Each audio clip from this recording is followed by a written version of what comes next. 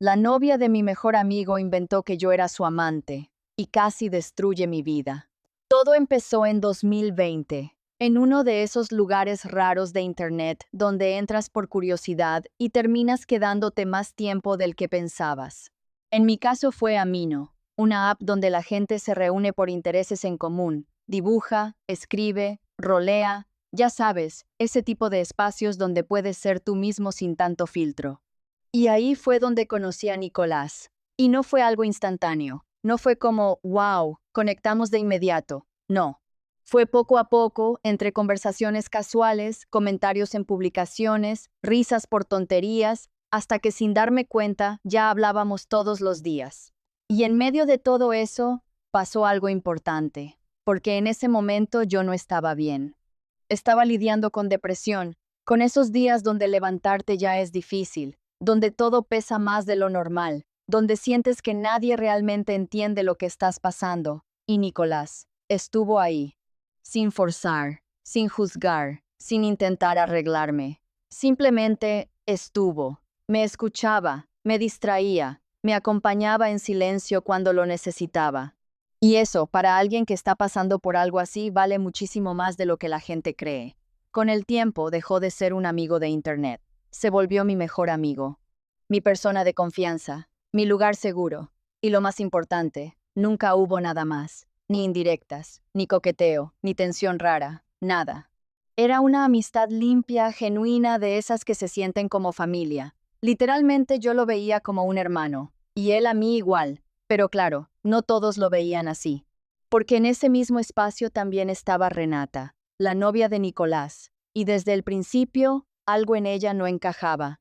No era abierta, no era amigable, no era de esas personas que dicen, ok, mi pareja tiene amigas, está bien, no. Desde el inicio se sentía una vibra rara, como si yo fuera un problema sin haber hecho absolutamente nada, y al inicio traté de ignorarlo. Pensé que era inseguridad. Pensé que con el tiempo se le pasaría.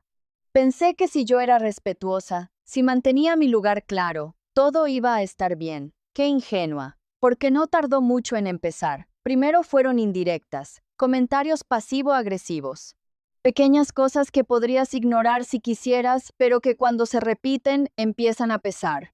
Luego vinieron las acusaciones, directas, sin filtro. Según ella, yo era la otra. Sí, así como lo lees. En su cabeza, yo tenía algo con Nicolás, que éramos amantes, que había algo oculto, y no solo lo pensaba, lo decía, a otras personas, en chats, en publicaciones, en comentarios, como si fuera un hecho, como si tuviera pruebas, cuando la realidad era completamente distinta. Y lo más frustrante era que no podía defenderme libremente. Porque si yo interactuaba mucho con Nicolás en público, ella explotaba. Si comentaba algo, problema. Si hablábamos en chats donde ella estaba, tensión. Era como caminar sobre una cuerda floja todo el tiempo. Y llegó un punto donde simplemente dejé de hacerlo. Dejé de interactuar con él públicamente. Dejé de comentar. Dejé de aparecer. Todo para evitar problemas. Imagínate eso. Tener que esconder una amistad completamente sana, porque alguien decidió inventarse una historia. Pero lo peor no era eso. Lo peor era que Nicolás tampoco hacía mucho para frenarla. Y no lo digo con odio, lo digo con tristeza. Porque entiendo que estaba en medio, que no quería conflicto, que tal vez no sabía cómo manejarlo, pero al final el resultado era el mismo. Yo quedaba como la mala. Yo quedaba como la sospechosa. Yo quedaba como la que tenía que desaparecer para que todo estuviera en paz. Y así pasaron los meses, con comentarios, con rumores, con gente que empezaba a verme diferente, y yo aguantando, pensando que en algún momento se iba a cansar, que en algún momento iba a entender, que en algún momento la verdad iba a ser suficiente. Pero no, porque cuando alguien quiere creer algo, no importa cuántas veces le demuestres lo contrario, y lo peor es que eso no se quedó en Amino, se salió de ahí, y empezó a afectar mi vida real. Con el tiempo, como te decía, dejé a Mino. No fue una decisión dramática, no fue por una pelea en específico. Simplemente ya estaba cansada del ambiente, de la tensión constante, de tener que medir cada cosa que hacía para no provocar otro problema con Renata. Así que me fui. Pero lo que no sabía es que el problema no se iba a quedar ahí. Porque aunque yo ya no estaba en ese mundo, Nicolás y ella sí. Y las historias siguieron. Solo que ahora, sin que yo estuviera para verlas o defenderme. Mientras tanto, mi vida afuera estaba bastante tranquila. Yo ya tenía novio, Daniel, alguien completamente diferente a todo ese caos. Él vivía en la misma ciudad que yo. Podíamos vernos, salir, hablar cara a cara, tener una relación real, no basada en mensajes o conexiones a distancia. Y eso para mí era importante. Era estabilidad, era paz, era algo completamente distinto a todo ese drama digital. Pero un día me cayó la realidad encima. Hablando con Nicolás, en una conversación casual, salió el tema. Y fue como si me soltara una bomba sin darse cuenta. Me dijo que muchas personas creían que yo había tenido algo con él, que básicamente la historia de Renata se había vuelto verdad para varios, y no solo eso, que algunos pensaban que yo le había sido infiel a Daniel con él. Ahí fue donde me quedé en silencio. Porque ya no era solo una chica insegura diciendo tonterías, era un rumor que había crecido, que había tomado forma, que ya estaba afectando cómo me percibían los demás. Y eso me molestó muchísimo, porque yo sí tenía una relación real, yo sí estaba con alguien, yo sí estaba construyendo algo sano, y de repente había una historia completamente inventada circulando sobre mí. Y lo peor es que yo ni siquiera estaba ahí para frenarla. Cuando le conté esto a Daniel, su reacción fue algo que no me esperaba. Porque en lugar de enojarse, en lugar de hacer un drama, en lugar de decirme que cortara todo contacto con Nicolás, me dijo algo como, dale una oportunidad. Y yo me quedé como, ¿qué? Porque según él, tal vez Renata estaba intentando cambiar, tal vez era inseguridad, tal vez si hablábamos las cosas podían mejorar, y aunque en el fondo yo ya tenía mis dudas, acepté. Porque una parte de mí todavía quería que todo se arreglara, que dejara de haber tensión, que dejara de haber rumores, que pudiéramos convivir normal, y entonces le di una oportunidad. Y al inicio, parecía que sí. Renata se acercó, hablamos, fue cordial. Incluso hubo momentos donde parecía que realmente estaba intentando llevarse bien conmigo. Pero esa paz duró muy poco, porque pronto empezaron otra vez los detalles, pequeños, pero constantes. Por ejemplo, si Nicolás y yo estábamos jugando algo solos, se notaba.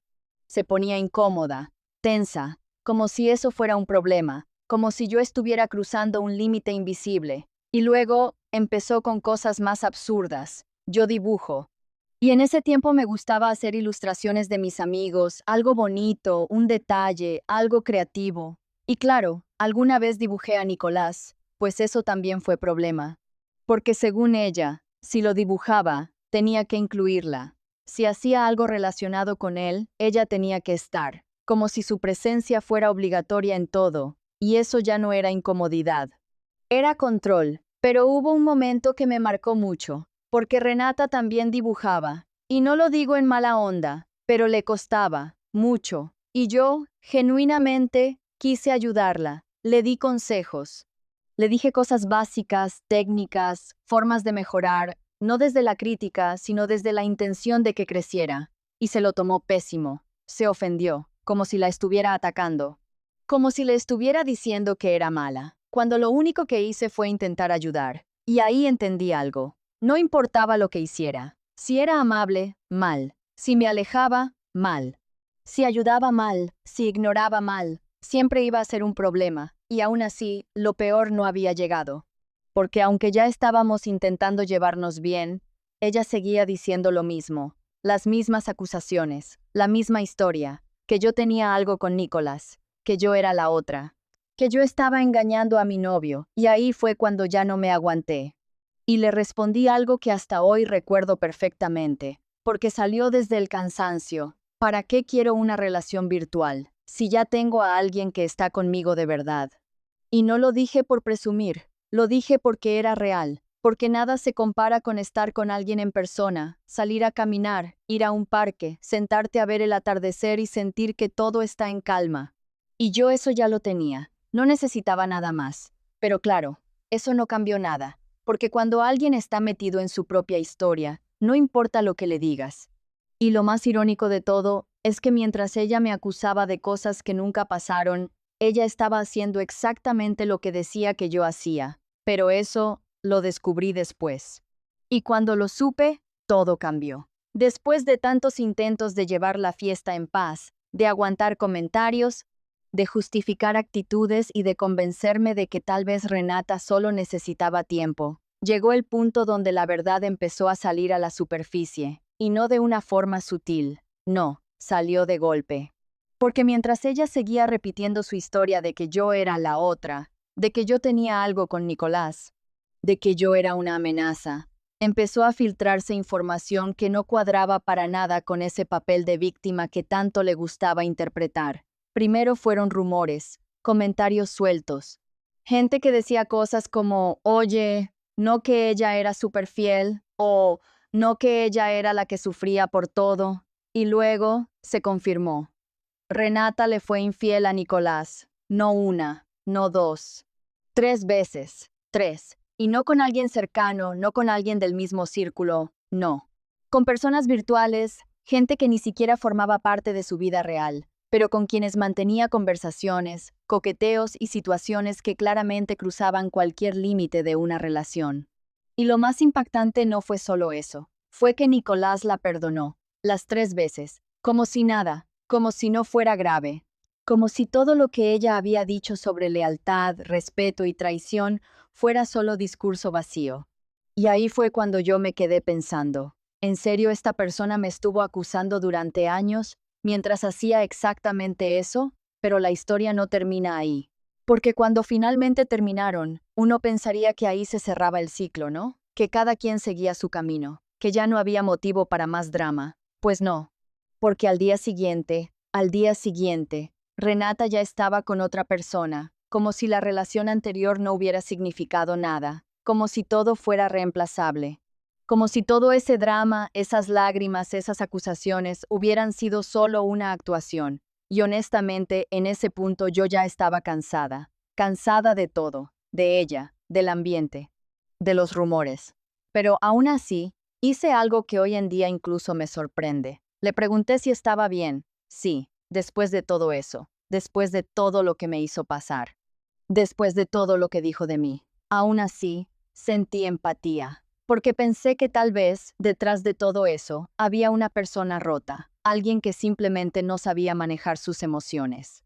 Y tal vez, solo tal vez, necesitaba apoyo. Spoiler, no sirvió de nada. Pasaron los meses. Yo seguí con mi vida, con mi trabajo, con Daniel, con mis cosas.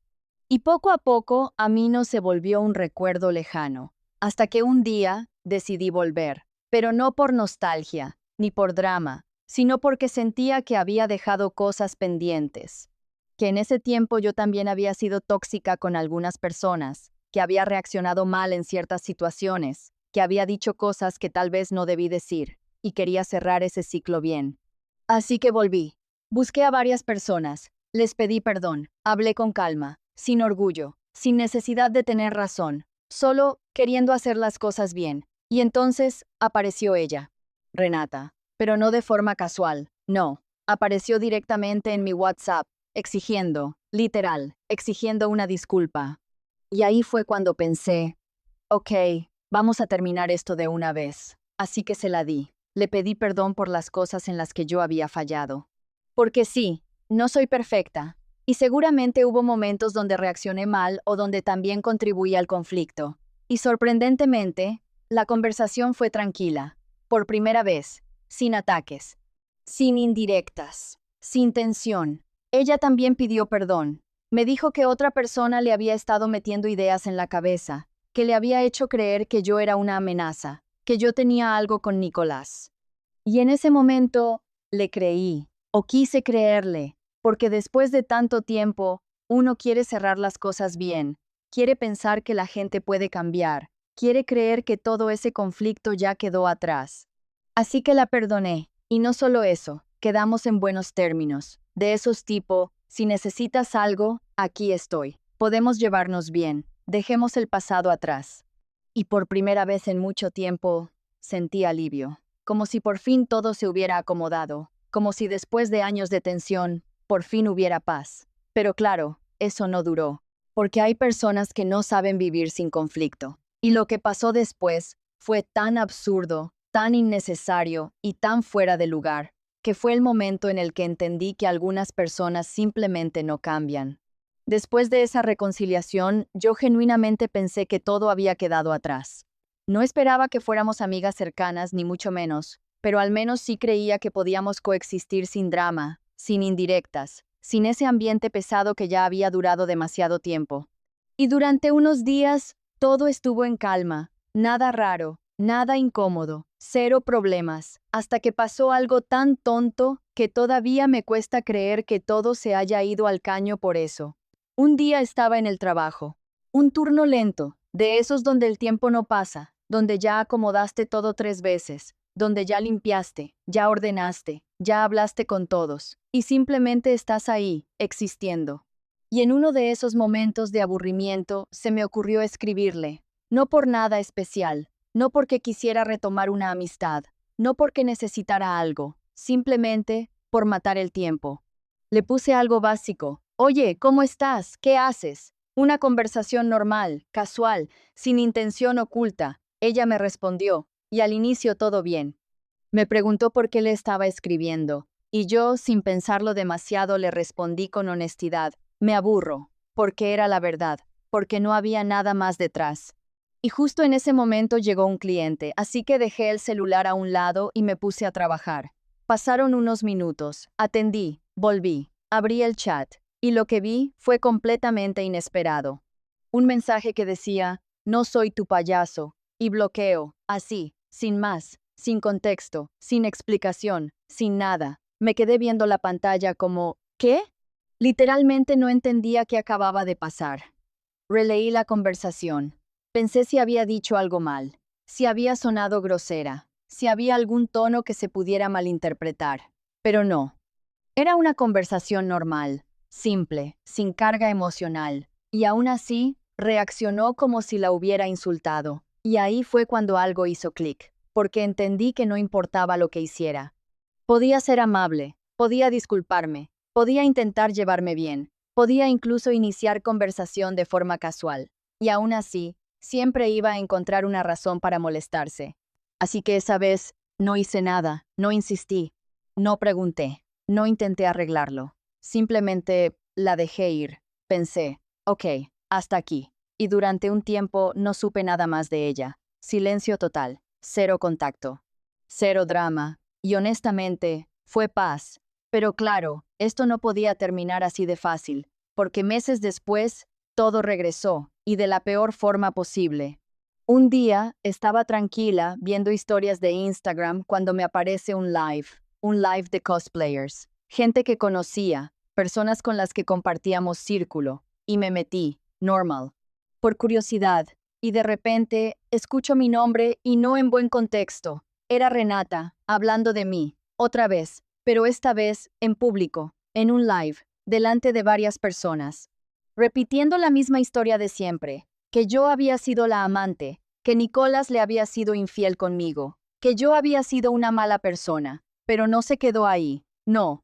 También empezó a mencionar cosas personales, detalles de mi vida, cosas que no tenía ningún derecho a contar, y ahí algo dentro de mí cambió, porque una cosa es el chisme, otra es la mentira.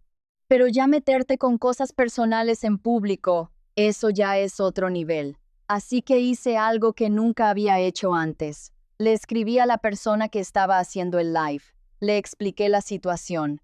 Y después me uní, sí, me metí al live y hablé. Por primera vez, sin miedo, sin filtro, sin intentar quedar bien. Conté mi versión, defendí a Nicolás. Me defendí a mí. Aclaré todo, las mentiras, las contradicciones, la historia real. Y no fue un ataque, no fue un drama, fue simplemente verdad. Y algo interesante pasó. La gente empezó a darse cuenta, a cuestionar, a unir puntos, a ver que la historia de Renata no cuadraba, que llevaba años diciendo lo mismo, pero sin pruebas, que sus acciones no coincidían con su papel de víctima, y poco a poco, la narrativa empezó a cambiar. Ya no era pobre Renata, ahora era más bien, algo no está bien aquí. Después de eso, desapareció. Otra vez, pero esta vez diferente, sin ruido, sin más intentos, sin volver a aparecer, como si por fin se hubiera quedado sin historia que contar. Y yo seguí con mi vida, con Daniel, con mis amigos, con mi trabajo, pero sobre todo, con una lección muy clara. No todo el mundo merece acceso a tu vida, no todo el mundo merece explicaciones. Y hay personas que no buscan entender, buscan tener razón, aunque tengan que inventar una historia completa para lograrlo. Y lo más importante, a veces, la mejor forma de cerrar un ciclo no es arreglarlo, es salir de él. ¿Tú habrías enfrentado la situación públicamente como yo? ¿O simplemente la habrías ignorado para evitar más drama? Si llegaste hasta aquí, suscríbete, dale like y comparte. Nos ayudarías muchísimo. Nos vemos en el siguiente Chismecito Anónimo.